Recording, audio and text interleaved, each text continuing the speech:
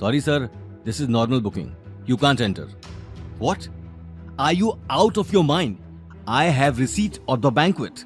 There must be a misunderstanding. Sorry sir, हमें कोई misunderstanding नहीं हुई है. Where is manager? मुझे उससे बात करनी है. This is how you treat your customers. Guard की बात सुनकर रिया और शनाया एक दूसरे को देखने लगे. रिया, डोंट वरी, शायद कोई मिस्टेक हुई है, मैं भी बात करता हूं. रिया बिना नील की बातों पर ध्यान दिए अनमने ढंग से आसपास खड़े लोगों को देखने लगी. नील, छोड़ो, हम लोग कहीं और चलते हैं. मैनेजर से भी बात करके टाइम वेस्ट ही होगा.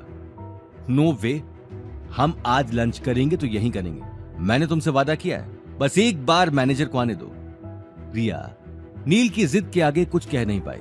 वहीं दूसरी तरफ नील की तेज आवाज सुनकर गार्ड ने उसी वक्त मैनेजर को बुलाकर सारी बात बता दी. I am so sorry sir, लेकिन आपके शोर शराबे से हमारे गेस्ट परेशान हो रहे हैं. अरे लेकिन मेरी बुकिंग है, मुझे अंदर जाने दो.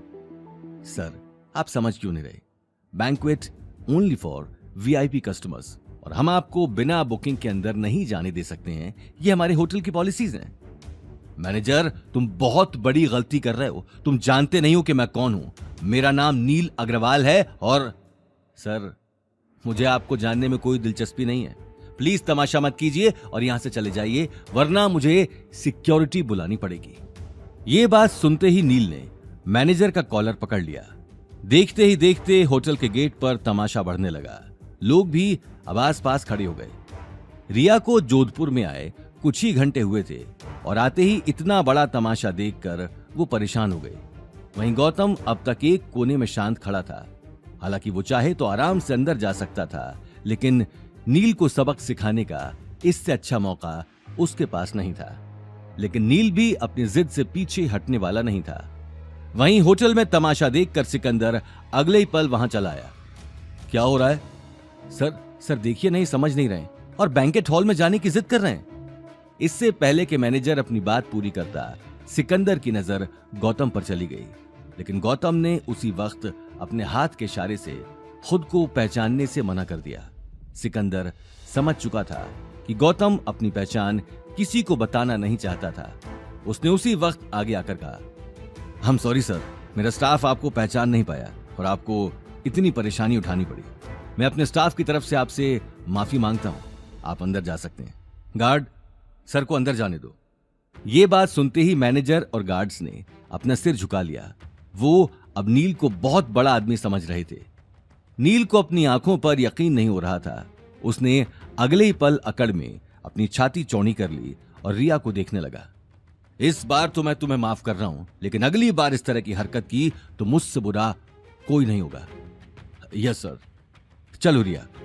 अगले ही पल नील रिया और शनाया को लेकर बैंक्वेट हॉल के अंदर चला गया. आसपास खड़े लोग भी अपनी अपनी टेबल पर जाकर बैठ गए. सभी की नजर में अब नील किसी बड़ी हस्ती से कम नहीं था. लेकिन इस बात की सच्चाई सिर्फ गौतम और सिकंदर ही जानते थे. इसलिए उन तीनों के अंदर जाते ही गौतम सिकंदर के पास आ गया. थैंक यू मिस्टर सिकंदर, और सॉरी अगर उसने... नहीं सर, कैसी बातें कर रहे हैं. आपके गेस्ट हमारे गेस्ट हैं. मैनेजर, देखना सर को कोई परेशानी ना हो. Yes sir. गौतम अगले ही पल बैंक्वेट के अंदर चला गया, जहां गौतम के कहने पर बेहतरीन टेबल पहले से ही तैयार कर दी गई थी. रिया उस सजी हुई टेबल को देखकर और आसपास लोगों की खातिरदारी को देखकर हैरान रह गई. वहीं नील और शनाया भी ये अरेंजमेंट देखकर सक पका चुके थे. वाह नील, तुमने बहुत शानदार अरेंजमेंट किया है.